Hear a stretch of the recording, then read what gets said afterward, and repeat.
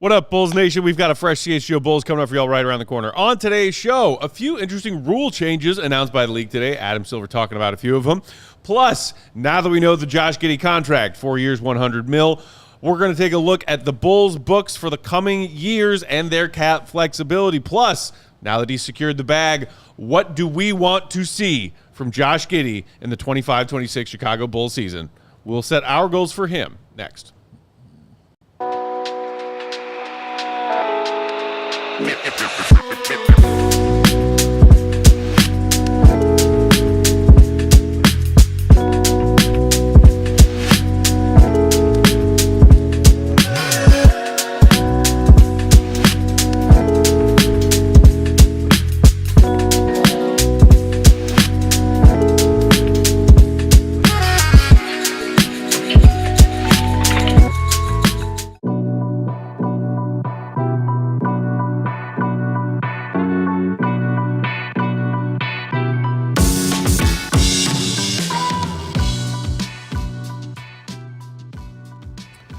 What's going on, Bulls Nation? Welcome in to the CHGO Bulls podcast. Coming to you live from our studios here in West Loop, downtown Chicago.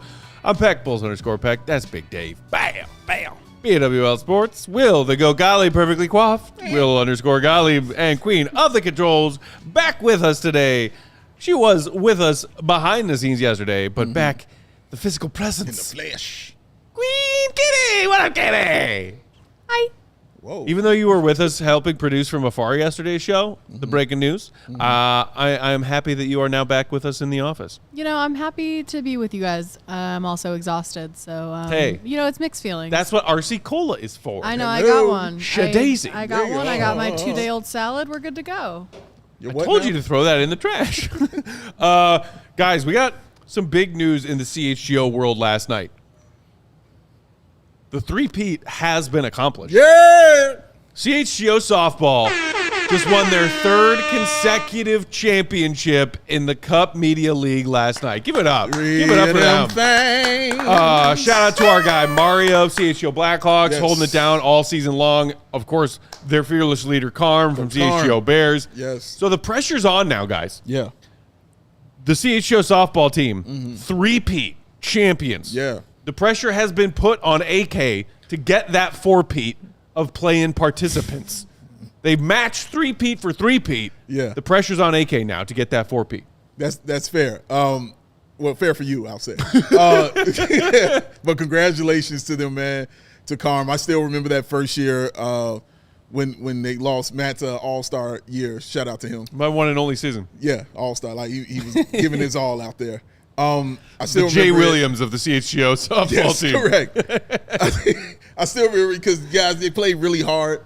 Had a playoff win as well. If I don't forget, they definitely won a playoff game. But coming in the next season, I just remember Carm when he took over. Man, he was dead set on getting that trophy and winning that title, and accomplished it. Right. Then did it again, and then did it one more time. So Carm is awesome. Carm is amazing. He did an excellent job. Well done. I feel like he now has to be up there with the great GMs in all of Chicago sports history. GM. For sure. Yes. Without a doubt. Yes. Incredible work. You know, Ryan Poles said And we're he going has to all his take the draft North picks. and never give it back. Yeah. Turned out that was a bunch of BS because the Bears are 3-16 under Ryan Poles. And Carm was like, no, we're going to take the Cup Media League trophy and never give it back. Never give it back. And so far, he is true to his word. Shout out to him, man. Shout out. He's done an incredible job. All right. Before we dive into some more Josh Giddey talk today, wanted to make note of a couple of changes league rules-wise. We'll start with this one, which I'm a fan of. The league is no longer going to count like half-court or beyond heaves in the final seconds of a quarter as a field goal attempt for the player. If it is missed, it will count instead as a missed field goal attempt for the team.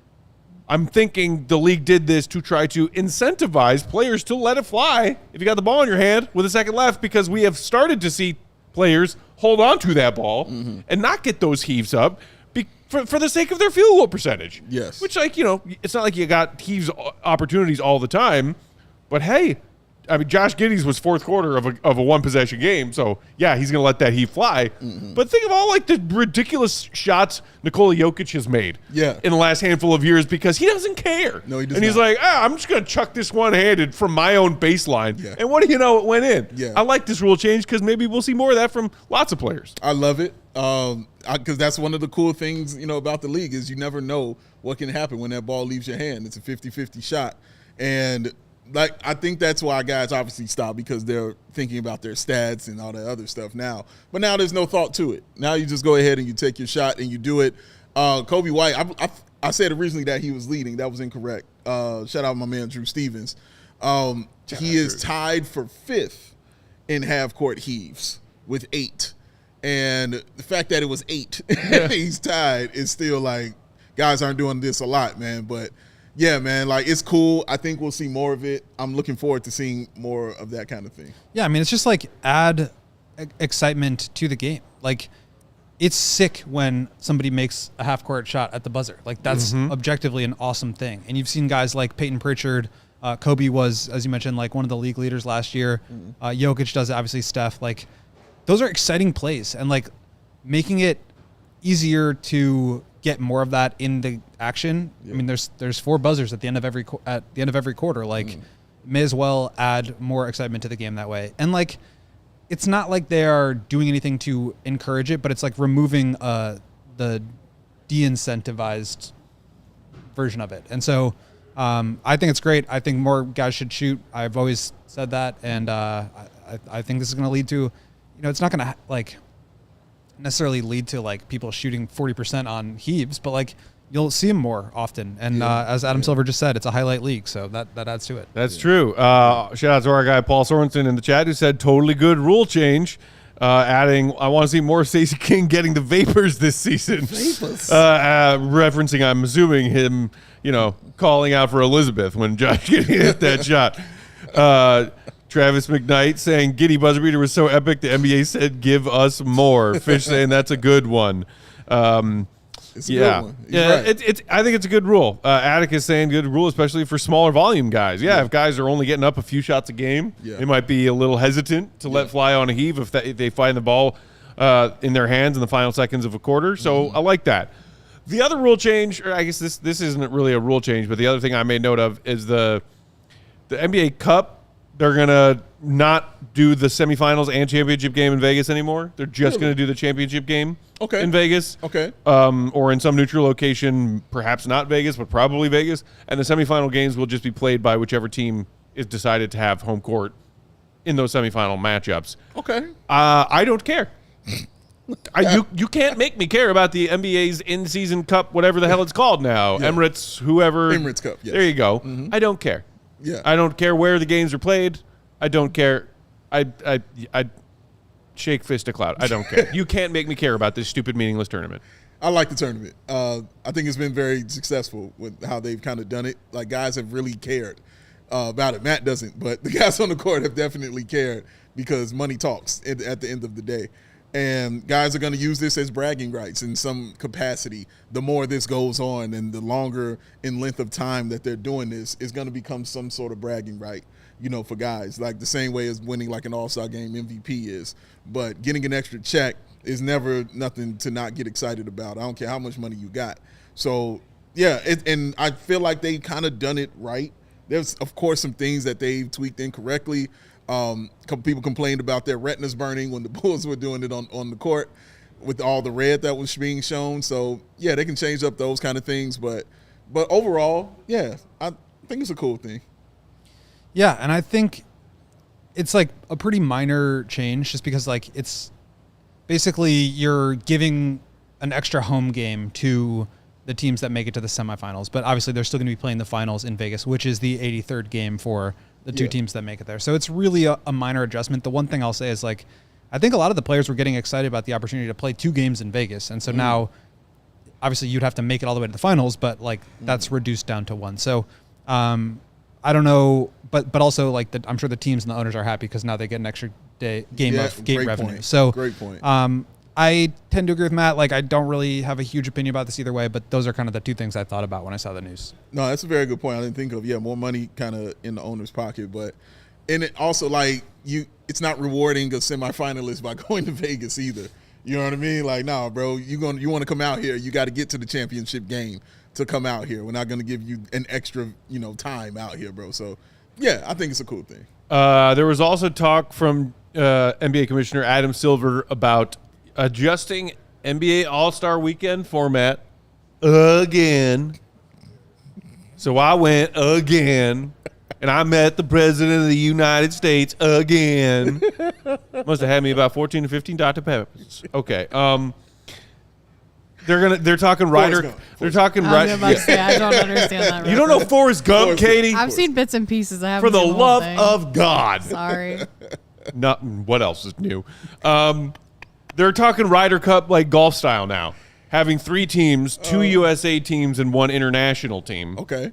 And doing like a little mini tournament between those 3 teams somehow, as opposed to the other plan that was like, well, we're going to have teams of 8, 24 All-Stars, teams of 8, mini semifinal championship thing, which isn't that what they tried this past season?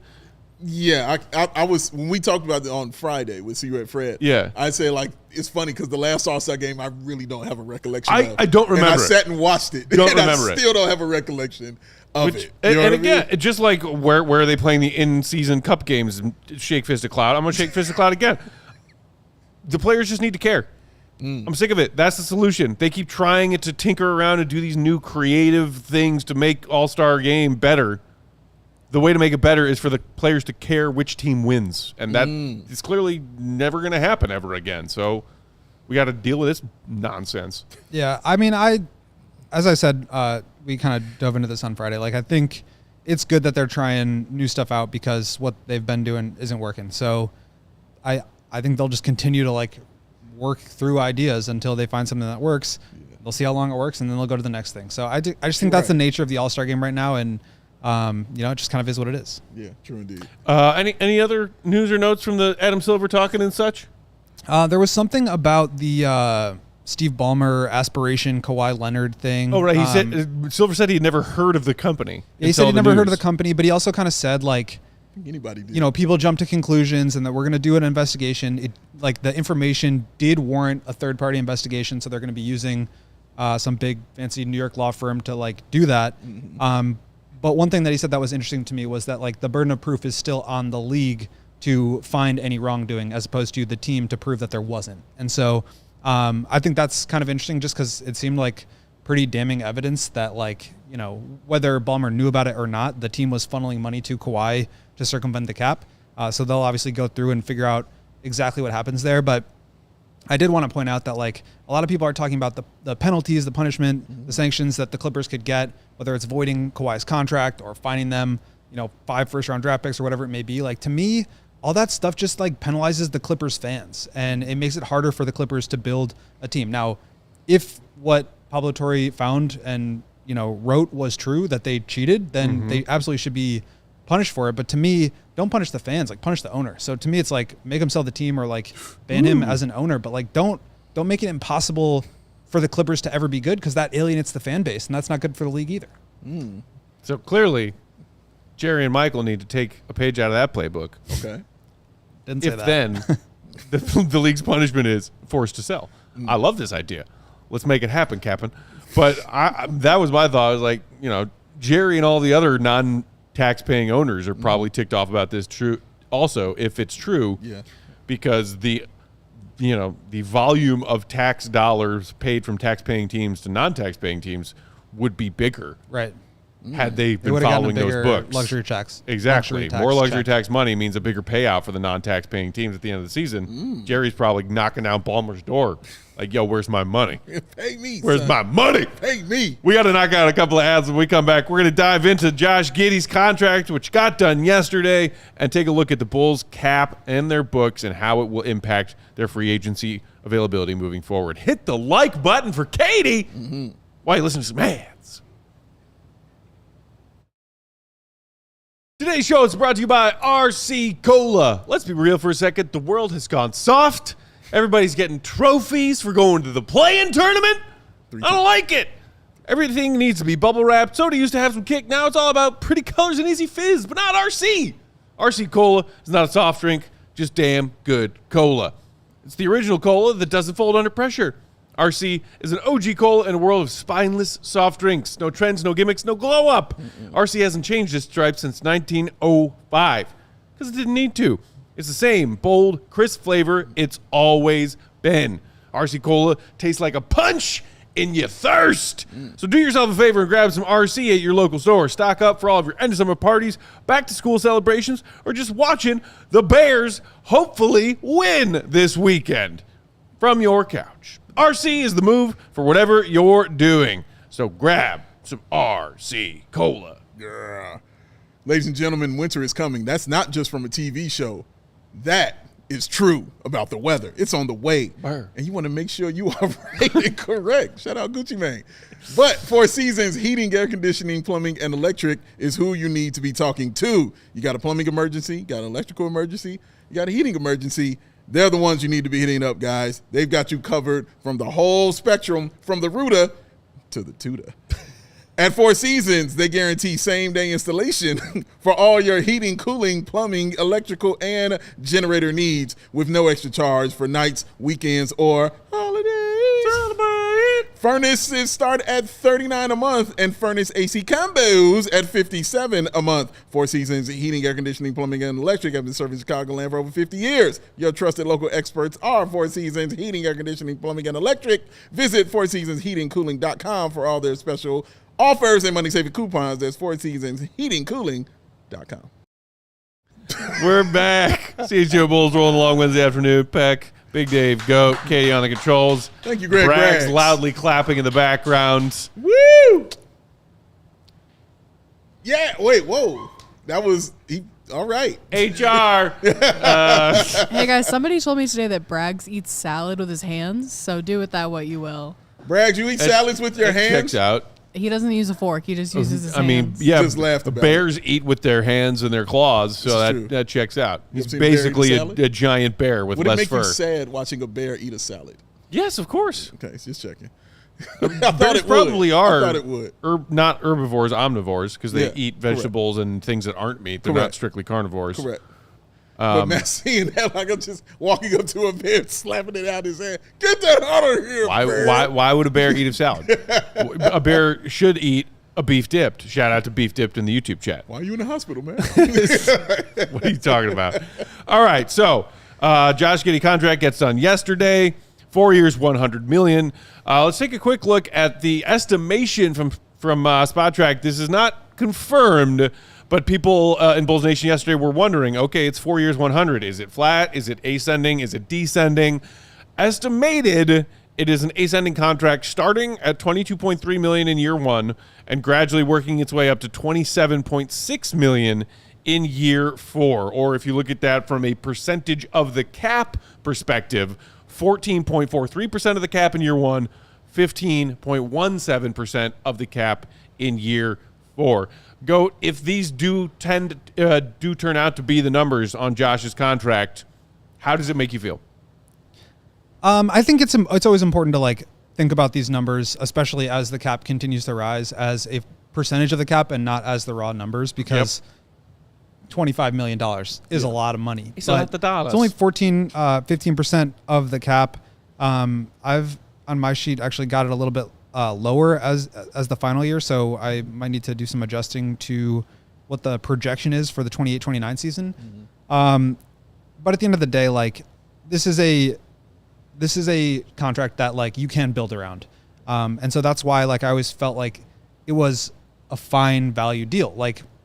We talked about, the difference between 25 and 30, and I felt like 25 was the absolute highest I would go. So I'm not saying it's a incredible value contract, but I also don't think it's one that I wouldn't have given out if it was if it absolutely came down to it. Now that's separate from the negotiations, which we talked about yesterday. I don't feel like they fully exercised their leverage there. They could have gotten a cheaper deal, but at the end of the day, you look at the Magic, for example. They've got max contracts for Wagner and for Paolo. They're paying Desmond Bane just under a max, which is around $40 million per year. And then Jalen Suggs is making $30 million a year. He's their fourth best player. So it is possible to build an expensive roster. You have to be willing to pay the luxury tax. You have to be willing to line guys up so that you can bring in multiple big contracts. And you've got to be willing to trade picks to bring those guys in if necessary. But I don't feel like this number, like independent of Giddey, is one that is going to be like severely damaging to the long-term cap sheet. Now it's really just about how good can he be and how do you build around him. And so those are kind of the big questions moving forward, especially when you factor in the idea that they could have cap space next year. How do they utilize that to bring in talent to support him? So what would be the reasoning for an ascending contract instead of just, the flat one, just to give it out to him? I see what you're saying. Okay, so most contracts are 8% annual raises. That's like standard how NBA contracts work. Sometimes you get a flat rate contract, which is what the Bulls did with Patrick Williams. And it's flat in the sense that Patrick's is 18 every year. But because it's 18 every year and the cap is rising, it's actually going down as a percentage of the cap. So functionally, it is a descending contract. Okay. Some teams, like the Magic in Jalen Suggs' example, get guys to sign descending deals because that helps them down the road where they're able to have a little bit extra cap space to be able to have flexibility, make moves, whatever it may be. In this case, though, I do think that, yes, it would have been maybe better to get a descending deal, but because the Bulls are trying to be a cap space team next year, having it a little bit lower than the average number of this contract, I do think that helps them just because it carves out an additional, what will it be, $1 million basically in cap space. So not a huge deal either way, but just an example of how they didn't maybe necessarily get the most team-friendly version of this deal possible. If it were to be descending, if it were to have a team option, or even go out a fifth year and have a team option on that fifth year, like, sure, maybe you get the 4 years, but like at least you have a little bit of flexibility to have more value on the back end of it. And I think that's where it falls a little bit short for me. But again, the negotiation and the value in a vacuum are different from Giddey and his value as a player. And I think that's really where the crux of the disagreements have been for these last 72 days. Let's go. Our guy Fish saying, I understand it, but it's $2 million over 25 in year 4. Not that much of an ascending deal. Might as well just float it at 25. Like a flat deal, because Pat's was a flat 18, right? Every year, 18. I don't think it's that much of a difference to be, worried about. And again, I agree with Goat. Like, it's more so about the percentage of the cap, and that itself is not changing all that much as the cap increases and Giddey's contract value gradually increases as well.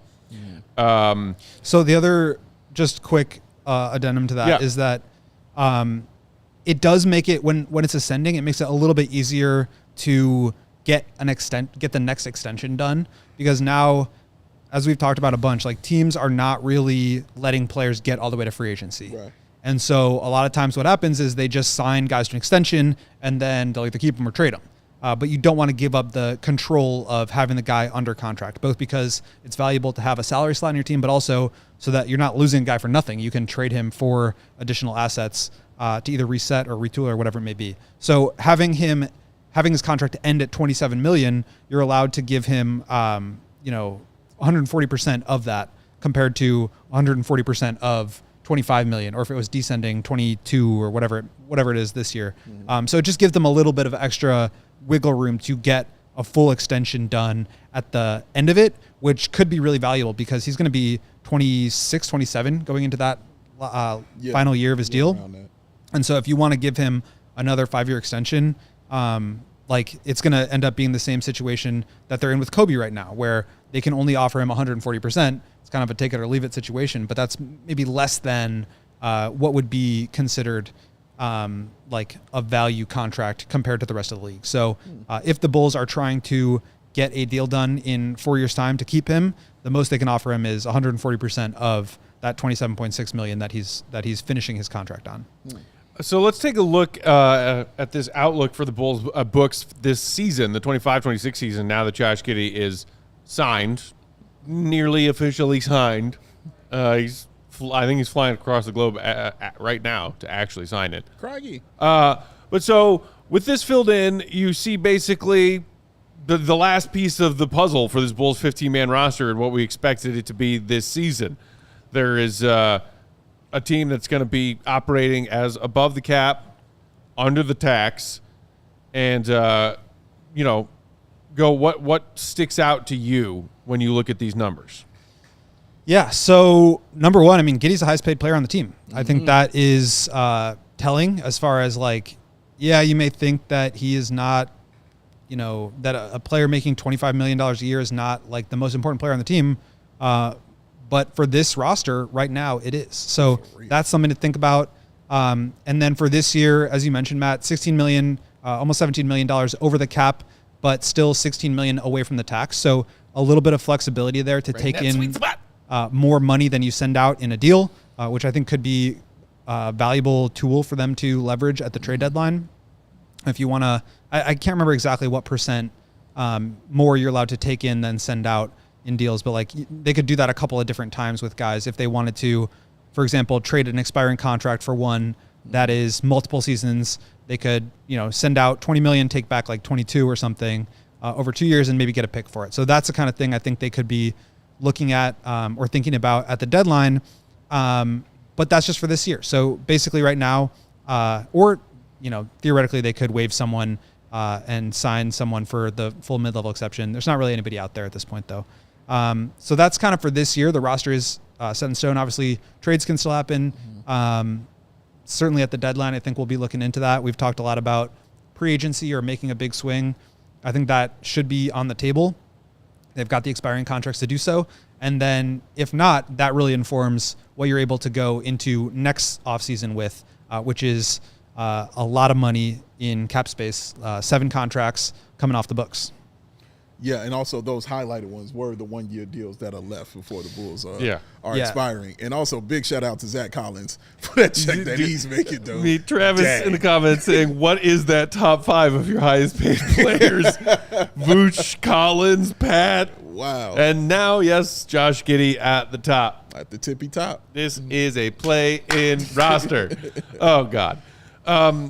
And so that second column, the 26-27, if you want to put that back up one more time really quick, Katie, that is figures that we probably will not be seeing on keeping this roster together yet another year, where you're seeing Vooch at 32, Collins at 27, Herter at 26, Coby 24.5. So those are cap holds right? Correct. Those are not their contracts for next year. That is the cap hold that is applied to your books, basically just to allow teams to have the flexibility so they can operate as an above the cap team if they keep all those numbers on the books, or they can wipe all of them, those 7 contracts combined for, I believe it's $150 million in expiring. So theoretically, you can create a ton of cap space, and we can talk about exactly what those numbers are. But that's effectively the flexibility that Arturas and Mark Eversley have talked about over the last 6-7 months here, is all this money coming off the books in the form of them wiping these cap holds. So I think what most Bulls fans are wondering about when it comes to this team and its cap sheet, now that Josh Giddey is signed, is Coby White and Ayo Dosunmu logically are the next 2 dominoes to fall, either fall back into place with the Bulls or fall elsewhere, entering their expiring years, as opposed to like, so is Vooch, but like Vooch is not long for this Bulls world. No, I think we all would believe that. Yeah. So let's look at that other cap hold table you made where just Coby and Ayo are their cap holds are included, and see what that looks like. Because it is more palatable than cap holds for all of the players on expiring deals entering this season. Can we actually go to the max space first, just because I think it's a little bit easier to think about it that way? Sure.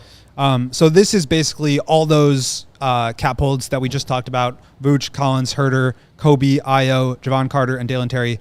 If you wipe all those, of them gone. That's how you get to that $80 million number that a lot of people have been talking about. Which is a max contract and then some. Which is a max contract and then some. But it's the most amount of space that, even after the Bulls sign Giddey, the absolute most amount of space they can open up to be able to use to sign free agents. And that's if they let, in addition to all the other expirings, Ayo and Coby go. Correct. And so we'll talk about what's more likely than that. But this is like if they basically gut the roster, they'll have just Giddey, Patrick, Okoro, Jalen Smith, Trey Jones, Modis, Noah, and Julian Phillips on their contracts for next year. Banners. And then, $80 million worth of money to play with as far as free agency, trades, taking in bad contracts for draft picks. You can do a lot with that much space. I believe the max contract is around 60 next year. Not a ton of max players available, but just basically unlimited flexibility. I believe that's going to be either the first or second most cap space in the entire league. It's a heck of a phrase to say, man. Unlimited flexibility for this Bulls team, and man, it's going to be interesting. It's what AK's been preaching. Yeah, along with patience. It's true. Flexibility. It's been a thing in the year 2026. And hey, guess what? We're almost there. Almost there, man. We got to knock out a couple of other ads. When we come back on the other side, we will dive into our goals for Josh Giddey this season. What do we want to see him accomplish to earn that bag? Hit the like. Even you, Troy. I see you, buddy. Ads. Hey, Brandon. Ads. Go. What time is it? Get out. Game time is where you need to go when you need these tickets to go see the Chicago Bears. Like my man Greg Braggs and myself last year, we stood right outside Soldier Field, pulled out the phone, went on Game Time, got the tickets, walked right inside, and unfortunately saw the Bears lose. But it was a great time, and we saved some money by doing it with those last-minute deals. But they also got zone deals too, y'all. And they also know that those fees are included. There'll be no surprises when you're looking at that price, ladies and gentlemen. They got that lowest price guarantee. And you know they got the Game Time ticket coverage. Most flexible customer service policy in the ticketing industry. So take that guesswork out of buying NFL tickets with Game Time. Download the Game Time back and Calvin UC. CHGO. Get yourself $20 off your first purchase. There's black. I said CHGO. Get yourself $20 off your first purchase. There's black. Download Game Time today. Read the counter, redeem that gold. Tap ticket, gold. Download Game Time app today. Because Matt Peck, what time is it? Get out. Today's show also brought to you by Ray. Ray. New vehicles are in store at Ray Chrysler Dodge Jeep Ram, and this is your chance to score a great deal at the Drive into Fall event. Head to Ray CDJR on Route 12 in Fox Lake to choose from their inventory of new Chrysler, Dodge, Jeep, and Ram vehicles. And right now, get up to $15,000 off MSRP or get 0% financing for 72 months on new 2025 models. That's so many years, I can't even do the month math. Plus, shop over 125 different vehicles priced under $20,000. With a friendly team of brand experts, the team at Ray CDJR is here to help you during each step of your car shopping journey. And they have that raised price promise, which means you can shop confidently knowing that the price you see is the price you will pay. So go check out our partner today to shop one of Chicago's largest inventories. Find the right new vehicle for you. Don't miss out on the Drive into Fall event for huge savings on new models. For more information, visit Ray CDJR today on Route 12 Fox Lake, raycdjr.com. And we're back. CHGO Bulls hanging out Wednesday afternoon. Hit that like button if you didn't do it during the ad break. Thanks for being here. Also, sign up to become a member of our CHGO Sports YouTube channel. You can do that now. Membership. Yeah. A couple of different options. There's the MVP level. Yeah. Which is, I believe, just $5 a month. Allows you to use all those cool emojis and whatnot in the YouTube chat. Hat throw. $5 for the MVP level emojis, members only posts, polls, priority comments, and then there's also the $15 a month Hall of Fame option, which gives you everything the MVP level does, plus members only video and shout outs. Oh, all about them shout outs. Become a CHGO Sports YouTube channel member today. All right, y'all. So anything else about this table or tables when it comes to the Bulls' flexibility with their cap in 26 and 27 that you want to address when it comes to Josh Giddey getting paid? Like you said, 25 seemed to be the most a lot of us were comfortable with, not giving him that 30 annual, and giving Josh 4 years, $100 million, with year 4 being $27 million and change. Like, this does not wreck their cap flexibility in the coming years in any way. It's just a matter, to me, the bigger question is, what will they do when it comes to Coby and Ayo? Yes. Because that will determine what you actually have cap flexibility-wise, cap space-wise, to pursue some big talent free agents next summer and the summer after that. Yeah, and we've actually, hit on this a little bit, but it's really next summer. I mean, unless they find another way to kick the can down the road in terms of opening up cap space, like, this is kind of their chance to do it. And that's why I've talked about the deadline being an opportunity for them. And it's why I've talked about next year's free agency. Now, with Luka signing and De'Aaron Fox signing, not saying that the Bulls were going to get either of those guys, but the pool of max caliber free agents has really thinned out. So I think that makes it all the more necessary for the Bulls, if they are serious about, competing, to find one of those guys in a trade. And so that could happen as soon as this deadline. And I think that's kind of like going to have to be the order of operations based on the amount of space that you go into next summer with. and what you want to do with Coby and Ayo. So if we can throw up, Katie, that list or the cap sheet with the likely cap space, because I think it's easy to sit here and say the Bulls could have $80 million in cap space. They're just going to get rid of everyone. Well, that's great, but like the reality of the situation is they're probably going to keep Coby and Ayo, and even if they do, they can still add a lot of talent. So the way to look at this, and I think this should ease a lot of people's mind a little bit. Come on, go. Is we talked about removing the cap holds to create max space. If you if you wipe off everybody's cap hold except for Coby and Ayo, you're left with about $41.5 million in cap space. Not bad. And so basically, that's how much space you have to be able to sign. What is that? 5 roster spots? A free agent. And fill out the rest of your roster. Right. So you're talking about a team with Jalen Smith as the only center on the roster, and you're talking about not a ton of depth. But $41 million is a lot to be able to use. Yeah. And it's not just that you can use 41; it's that you can sign up to $41 million worth of free agents, still retain Coby and Ayo, and then you still have about $36 million before you hit the luxury tax. So. Basically, the way that it works is when you have cap holds on your roster, you keep them there as a hold. That number counts towards the total salary on your books, but it doesn't necessarily count right away. So what the Bulls did in 21 is they had cap holds on their roster. They went out and traded for Lonzo. They went out and traded for Caruso, or brought Caruso in with an exception, and then were able to re-sign their own guys by going above the salary cap. So effectively, they can go out and either trade or sign a $40 million player and still go above the salary cap to sign Coby to a $25 million deal and Ayo to a $15 or $20 million deal, and still have a lot of space to be able to bring back guys like Kevin Huerter or Zach Collins, albeit on cheaper deals than the ones that they're on now. So there is a lot of flexibility. I do think it's possible and even probable to bring back all those guys. If you're worried about that, like that doesn't feel like a huge concern to me. The bigger concern is how do you get a guy that's, a max player to come in and complement them? Yeah. Is it going to be with those, expiring contracts where, you can offer a team flexibility in the upcoming offseason to take on a bad contract? Here's an example.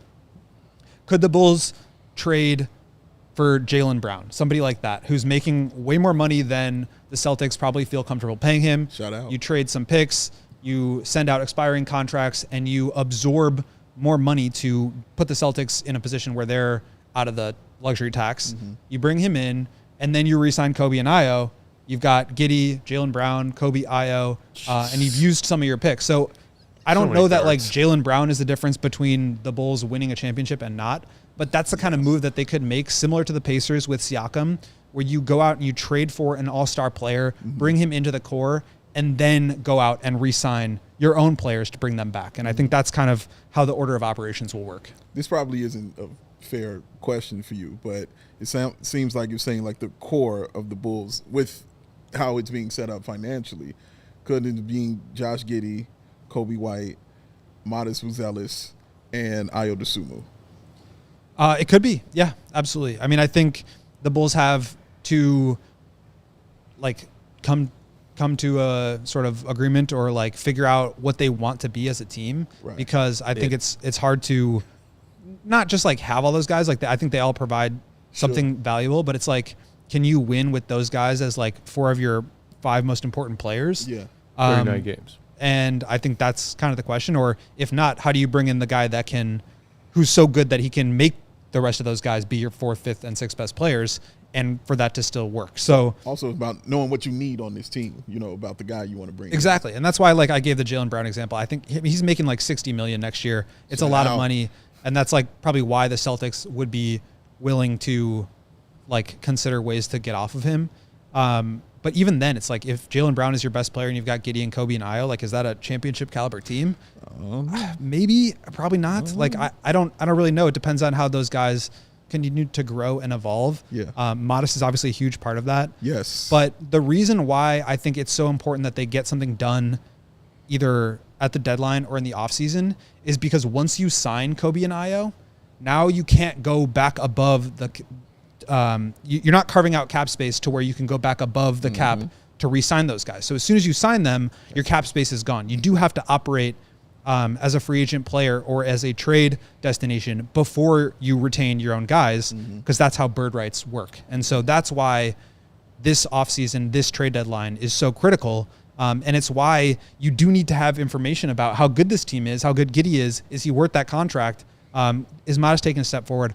All those things have to be answered by the deadline if you want to be able to do that. All those things have to be answered by next offseason if you want to be able to go out and make a trade using that cap space, and then still bring back your guys. If you want to trade them and sort of continue to tinker and retool, maybe you sign guys like Herter and Collins to a 1+1 or something, and you can create cap space again.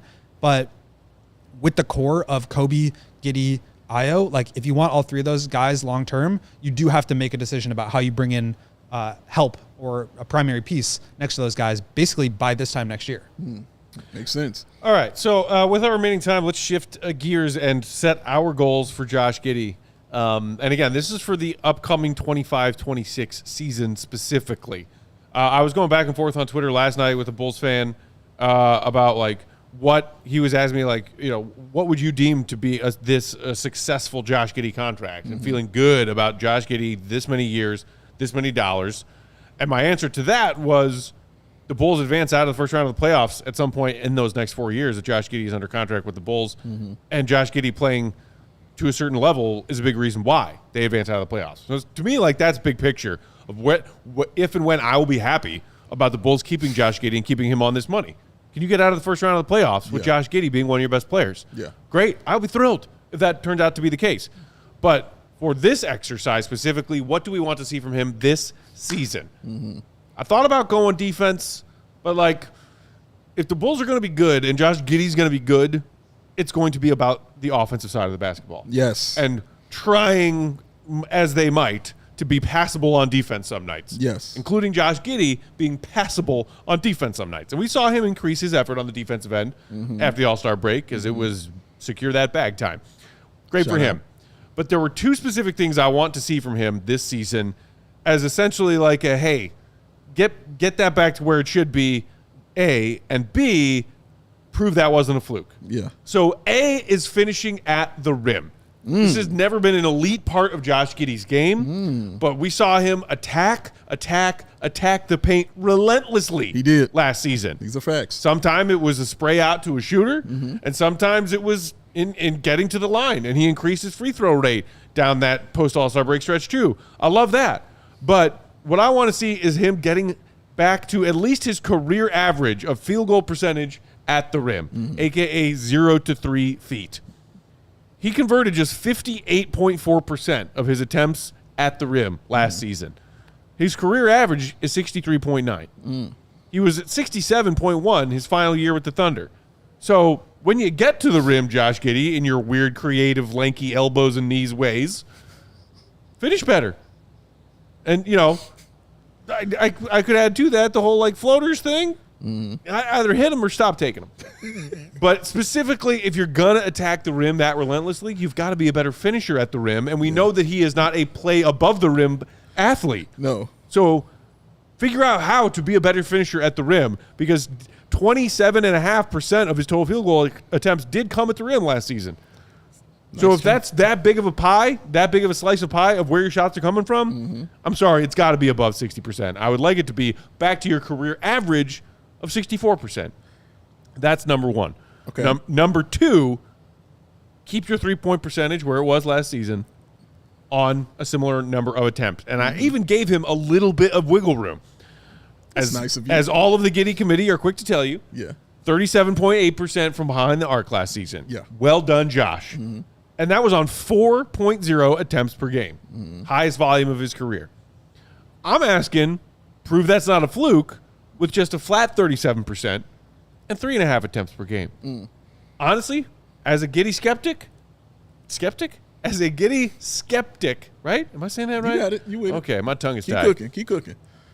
I would be happy with that. I would be satisfied with a prove that's not a fluke when it comes to Giddey's three-point attempt rate and conversion rate. Because to me, if the Bulls offense is going to go from to actually a good NBA offense, Josh Giddey's hot streak after the All-Star break cannot be a fluke. It's got to be real. Yeah. He has got to prove Also, for the possessions where he's not your primary creator on ball, the defenses can't just completely ignore him. So prove that you could be a 37% three-point shooter on a real on a real number of attempts. So those are the two things I want to see from Josh. He needs to be not elite, but a very good above-average offensive weapon in a variety of ways. And to me, that has to include finishing at the rim and finishing behind the arc. And I think I loved how he broke that down. Yeah, Go ahead, I was going to say, I think the three-point shooting, obviously both of those things are critical to his success, and great call-outs. Yeah. I would say, like, for the three-point shooting thing, and we've talked a little bit about this, like, it's not just that he needs to, like, make 37%. It's that he needs to improve off the dribble and be able to force opponents to go over screens on him, so that will open up the lane. I think that's a huge thing. You see guys like Halliburton, their entire game is opened up by the fact that they aren't lethal pull-up shooters. And Giddey's never going to be that, but can you at least be someone that they can't just go under every single time and now you're completely neutralized? Like, he did a really great job of getting to the rim last year and drawing fouls. I'm curious to see if he's able to keep that up. But that's basically like swimming upstream, like going through contact, playing with multiple defenders in the paint, and trying to draw fouls that way. That's a tough thing to do. It's a hard way to make a living. If you can open up the court a little bit by forcing teams to go over screens on you, now the paint's wide open. And now that really changes what he can do and maximizes his passing ability, which is what makes him special. So I think the off the dribble stuff is huge. And then also, to your point, like being able to shoot away from the ball so that when Coby has it, when Vooch has it, when other guys have it, they're able to, basically not be playing 4-on-5. Like him being able to hit open shots and make teams pay, that's part of it. It's also forcing teams to come out to him so that the paint isn't really clogged. And I think those are both really important things for not only his game, but the Bulls as a whole. It's going to be hard to score when you're going 4-on-5. Very true. I again love what you said. That was excellent. Let me ask you a question before I Game time. approval, sir. For all those things that you said, when do you want to see Josh Giddey start to do these things? Today. Matt? When do I want to see when you want to see that start happening from Josh? game one on? Mm-hmm. Not a piece of the season. Mm-hmm. Not post All-Star break. Mm-hmm. I still remember the first 50 games of Josh Giddey's first Bulls season. Mm-hmm. So I would like him to start doing that stuff out of the gate. Mm-hmm. Bulls got a pretty tough slate too to begin the season. So, yeah. And that is my prove it right there. Boom. For Josh Giddey. You need to see this from the beginning. Day one-ish is what you need to see. Shout out, wrestling fans know what that is. Shout out to the Usos. Day one-ish for Josh Giddey. We need to see it from the start, all right? From the beginning, from the moment he walks on the floor and Adam Amin and Stacy are hyping us up and the ref is about to throw it up and he's tucking in his jersey and putting his hair behind his ears. He needs to be on it from the jump. Day one, we need to see this stuff from Josh Giddey. Best point I'd like what you said, Matt, is talking about the streak he went on. Mm-hmm. And you're like, don't want the streak. No, I want that to be the thing. Mm-hmm. I want that to be the standard. That consistency of Josh Giddey is what you want from this. Great streak. That was nice. That was fun. No. I want to see this for 30-plus games, 40-plus games, 50-plus games. I want the consistency of Josh Giddey, and it has to happen from day one. They need it for him to happen from day one. Again, like I said yesterday, bro, it's on him. All of this is on him. For now, for me, in my opinion, he's the most important player on the offense for the Chicago Bulls. He's the one that's setting everything up. He's the one that's going to get it all going. He's the one that's going to get everybody involved. He's a pass-first kind of guy as well. But he also is a bull in a china shop when he's running to the rim as well. So he can get to the rim. Can he score at the rim when he gets there? We need to see that more consistently. Can his three-point shot be what we saw it at second half? We need to see that more consistently. Maybe he's added some things to his game in this offseason, if you're believing the practice tapes that we've looked at. So we'll see if that happens. But I don't want to see it for 10 games. There's no more excuse for that for me. It has to be the consistency of Josh Giddey, and it has to happen from the beginning, from the onset, when the ref throws that ball up in the air to Nikola Vucevic and whoever the other center is. It has to be from that point on Josh Giddey doing his thing. Day one-ish for Josh Giddey. It's funny, Dave, that you mentioned consistency so many times because that is exactly the word that I use. Come on. C word? For We got a C word. my prove it. Not the C word. Consistency. Let's go. It's back. Do your cartwheels, AK. Consistency is back. Because I mean, you're absolutely right. Like I said this yesterday. It's not so much like an issue of what the Bulls are paying Giddey. It's the fact that he is now the primary piece moving forward. And as a primary piece moving forward, you have to be consistent. You can't have 50 games where, you're averaging 11, 6, and 7. Nope. And shooting 53% true shooting percentage.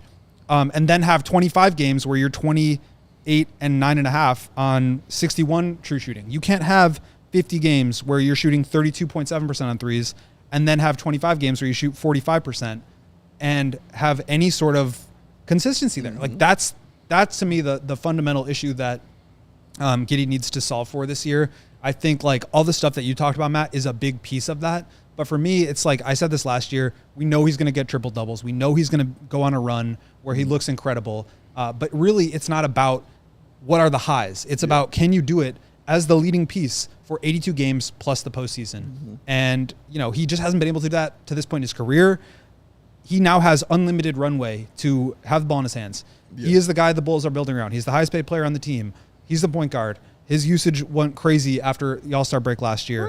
According to Data Baller, he was on ball 29.6% of the time. So, that's premium That's a lot. lead ball handler stuff.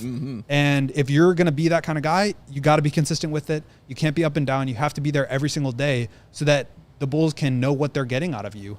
And that's kind of what they're paying you for. Like if they believed that you were the version of yourself for the first 45 games, then they would have paid you accordingly. If they believed that you were the level that you were playing in the last 25 games, they would have paid you accordingly. Like they need to get some consistency out of you so that this team can go anywhere, because at the end of the day, I do think he is leading the charge on this team. He is the one. He's going to have the ball in his hands, and they're going to go as far as Giddey can take them. Yes. And so if that's the case, you need to be consistent. Yes. Preach it, Will the Go Gottlieb, because even last year, my proof for him was to get 7 triple-doubles, and that's exactly what he did. He went out and he got those 7 triple-doubles. So now I'm like, oh, what I saw in that second half of the season, you can do this for multiple games all the time. I need this all the time because the check says all the time, because they could have stayed at that number of the 22 and a half. They could have stayed there. No, they moved it up. For me, that's saying, hey, bro, we really do believe in you. We really want you here, and we want you to run this for us. When you're giving it to them like that,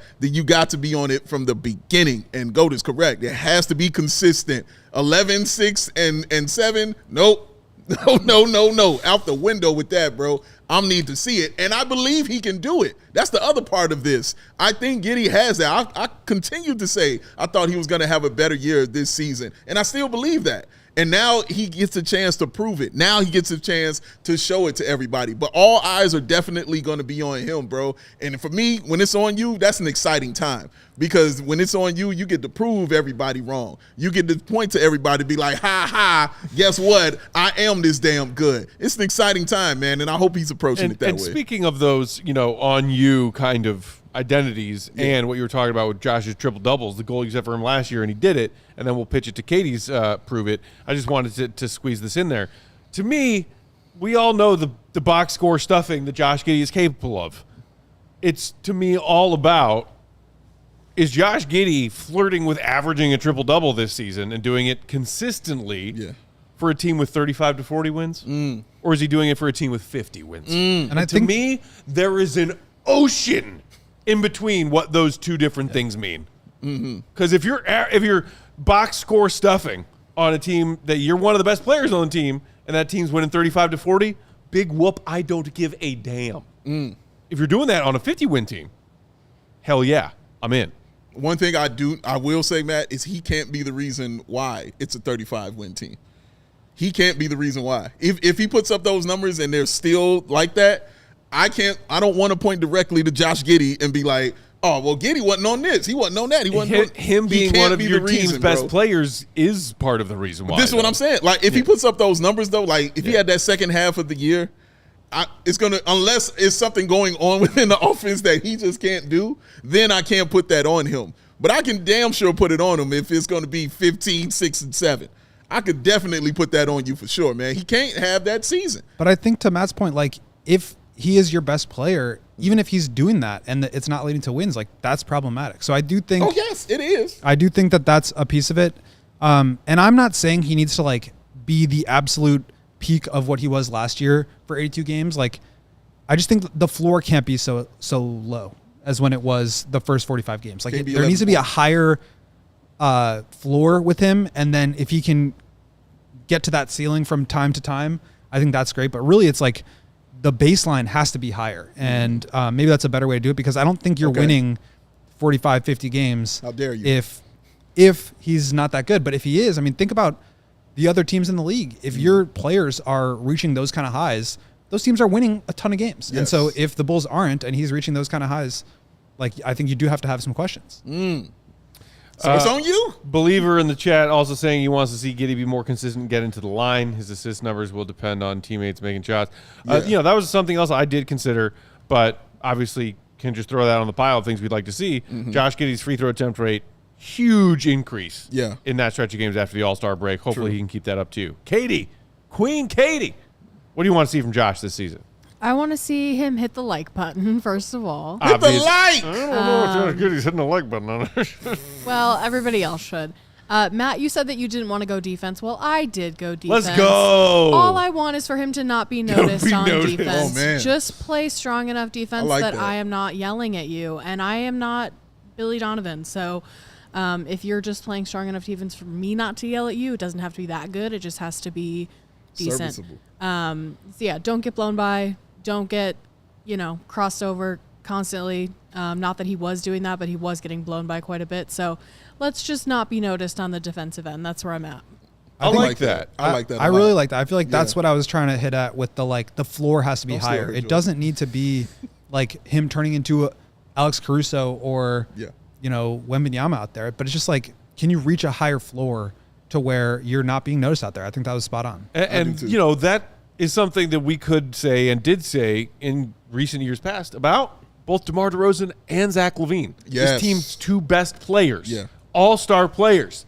It's like, ooh, man, Zach was just flat-footed as hell playing weak side defense on that blow-by. Yeah. Or DeMar DeRozan just got cooked one-on-one. And it's like, okay, cool. They were both average, flirting with 26, 27 points per game scores. Or here's a 35, here's a 40 burger. Yeah. And we go win this game. The players who are that elite offensively, you tend to notice the defensive, oh dear God, possessions a little less. Yes, that's very true. Or even if you notice them, you are more quick to forgive them. Yep. Because of what that player is giving your team on the offensive end. Preach. So to me, when it comes to Josh Giddey and his defense, Katie, I think you're spot on. Like, if we could just not every night be like, oh, well, here you go, fourth quarter, they're targeting Giddey. Yep. There's another possession down the court, they're targeting Giddey. Like, if you can even just be passable for a team collectively whose defense, AK said, identity. We're going to establish identity. They went out, they traded for Isaac Okoro. Hopefully we'll see defensive improvements from some of the other young guys on this team. Josh Giddey cannot be a Billy has to pull me at the end of a close game level of defensive player. He can't. That can't happen on a $100 million contract. Yeah, cornerstone piece of the roster. Yeah, you can't be set up a defender. And he made plays last year. Like he did. I mean, he had a game with 8 steals. He had obviously the steal against the Lakers. Like he's capable to set up the 3-point shot in that Laker game. Like he's capable of making plays. I think it's like about guarding in space. I think it's about not getting easily broken down. Yeah. There's plenty of teams in the NBA where their best player is not an elite defender, but they make it work. Steph learned how to make it work so that when he was picked on, he could provide some resistance. Yes. Luka does the same thing. He's able to ramp it up and get to the finals. Like I think Giddey can do that. He just has to be more consistent with it. Consistency, baby. Consistency. Day one, baby. As we wrap up, Eco Bean. Can you find the other Eco Bean comment, Katie? Not this most recent one, but there was another one that was just like all kinds of optimistic. That was, here you go. Josh Giddey is the new Larry Bird. Let's our go. Bulls Bird. His game is so versatile, I wouldn't be surprised if Giddey receives votes for MVP next season. Let's go. Hashtag C-Red. Love you, Eco Bean. Always appreciate you being in the chat. I'm with all this. Stay off the weed. I'm with all of it. MVP votes? I mean, Smoke it up. unless, of course, you're shopping in Sunnyside, then by all means, You feel? get on that weed. I want to give a huge shout out to Liam. It's his birthday today. Hey, Happy happy birthday, birthday, Liam. Also, shout out to, we got a membership sign up, Crystal Simone. Crystal, welcome what to up? the CHGO Hey, Sports Crystal. Channel's MVP Club. MVP. Crystal was MVP of, maybe not really MVP, but in my heart, she was MVP of the softball game last This night. is true. So shout Let's out. go. This is true. All right, Always that's there. it for today. Follow the GOAT, Will_Gottlieb, read his stuff, allchgo.com. That's him. Big day, bow. BWL Sports. I'm Bulls_Peck. We are CHGO_Bulls. Queen of the Controls, the one and only Katie Duffy. Do predictions. Bringing the heat on them, prove it. We're back tomorrow with another show live, 4 p.m. Central Time. See you then. Have a great night. See you, Red. Be good. Peace. We all silly like the mayor.